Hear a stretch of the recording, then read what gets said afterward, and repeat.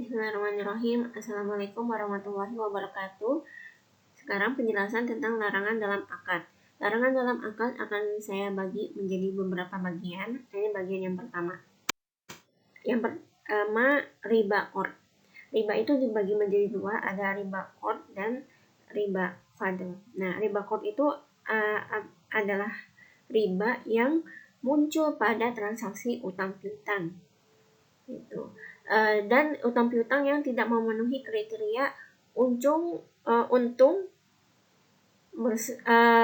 bersama risiko ya, ini salah tulis, risiko.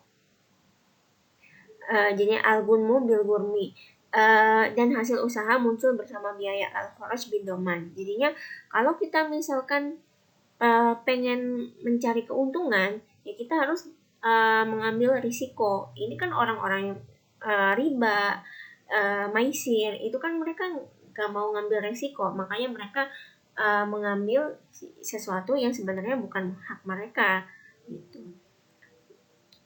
Ini dalilnya ya, dalil larangan riba qard di Al-Baqarah ayat 278. Dan termasuk riba qard adalah jika diperjanjikan dalam akad atau dipersyaratkan. Kalau misalkan seseorang, misalkan saya pinjam dari si B uang 1 juta. Nah, saya cicil selama beberapa hari waktu pelunasan karena saya ingin berterima kasih kepada si B, maka saya akan hadiahkan dia ya berupa barang atau dia lebihin sendiri supaya bentuk terima kasih. Nah, itu tidak apa-apa, itu tidak termasuk riba karena tidak diperjanjikan ketika akad dan tidak menjadi suatu keharusan sebagai yang orang yang berhutang itu gitu. Nah, kelebihan itu bukan riba tapi hibah atau sedekah. Next, riba buyu.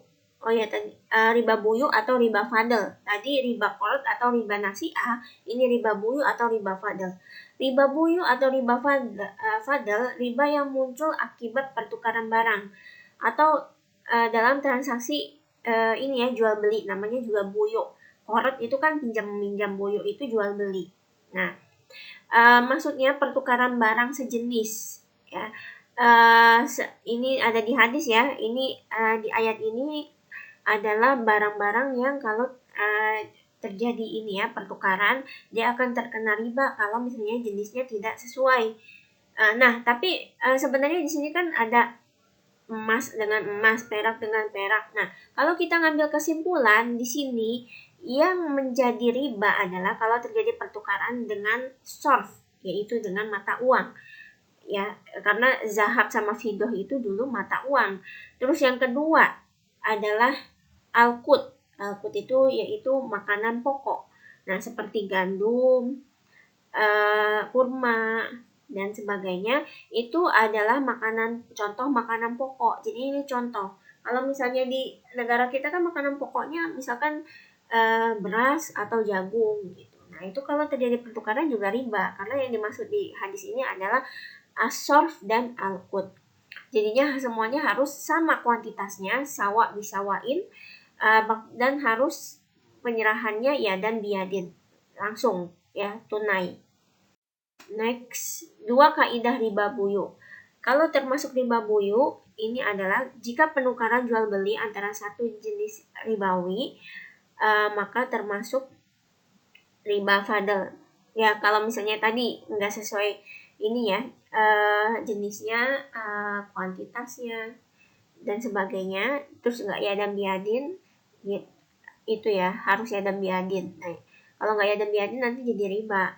Kalau misalnya untuk menghindarkan praktik riba, makanya untuk menghindari praktik riba ini harus takobut, tunai, dan tamasul, sama. Kalau ada pertukaran antara jual jenis barang ribawi yang tadi berbeda, misalkan emas dengan perak dan sebagainya bukan satu jenis, maka syaratnya tidak mesti sama, tapi harus takobut, tunai.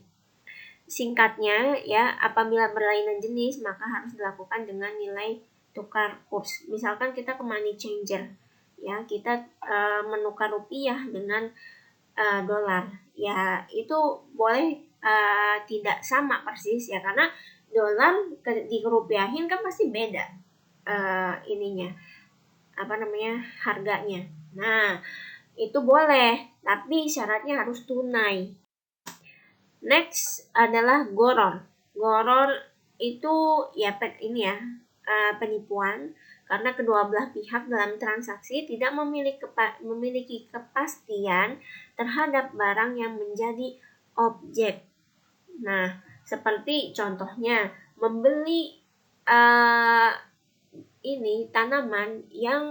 tanaman berbuah yang buahnya belum muncul, atau seperti membeli binatang dalam karung, kucing dalam karung. Nah, itu kan nggak ketahuan kucingnya ada berapa di karung. Gitu. Misalkan contoh kecilnya, itu namanya goror. Nah, goror itu terjadi, ada doabitnya, maksudnya kriteria standar goror. Goror itu terjadi kalau pada akad muawadoh, akad transaksi bisnis. Kalau misalnya dia akad tabaruk, transaksi sosial, itu nggak apa-apa terjadi goror. Misalkan aku mau mensedekahkan kamu, gitu. Tapi nggak bilang mau nyedekahin apa, tahu-tahu dikasih misalkan sekarung beras, ya itu nggak apa-apa, bukan goror karena dia transaksi tabaruk. Atau saya mau mewakafkan masjid, tapi dia nggak bilang masjidnya di mana, masjidnya 1 lantai apa 2 lantai. Nah, itu nggak apa-apa karena wakaf itu akad tabaruk, bukan muawadoh. Dan yang kedua termasuk goror berat. Goror berat itu goror yang bisa dihindarkan dan akan menimbulkan perselisihan antara pelaku akad. Sedangkan goror ringan adalah goror yang tidak bisa dihindarkan. Dan ini standar goror dikembalikan kepada urf, tradisi, kebiasaan. Contohnya aja dalam MUI kan yang termasuk saham syariah, kalau misalnya kadar goror ribanya itu di bawah 10%. Nah, itu karena kenapa? Di bawah 10% itu adalah kadar goror yang tidak bisa dihindarkan dalam transaksi investasi di zaman sekarang. Nah, itu bagaimana menentukannya ya? Pasti MUI setelah melakukan penelitian ya, DSN, Dewan Syariah Nasional itu sesuai dengan yang melihat penelitian kepada praktisi-praktisi yang memang berkompeten di dalamnya, seperti itu. Next adalah ihtikar. Ihtikar yaitu sudah kita pernah bahas ya, menimbun barang. Sengaja kita menimbun barang ya, ngekip barang sampai banyak, bahkan dibeli sampai di peredaran nggak ada. Nah, nunggu waktunya ya, paling gampang dicontohkan masker atau hand sanitizer. Kita beli sebanyak-banyaknya masker dan hand sanitizer. Lalu ketika sudah jarang di peredaran dan dibutuhkan karena COVID sedang merajalela, kita keluarkan dan kita jual dengan harga yang mahal. Itu namanya ihtikar. Nah, itu tidak diperbolehkan. Kriteria ihtikar yang diharamkan mengupayakan adanya kelangkaan barang. Tadi diambil sampai langka barangnya, terus kita menjual dengan harga yang lebih tinggi dan mengambil keuntungan lebih tinggi. Itu karena itu di dalamnya ada kezoliman dan seperti itu. Oke, mungkin cukup sekian, kurang lebihnya mohon maaf. Wassalamualaikum warahmatullahi wabarakatuh.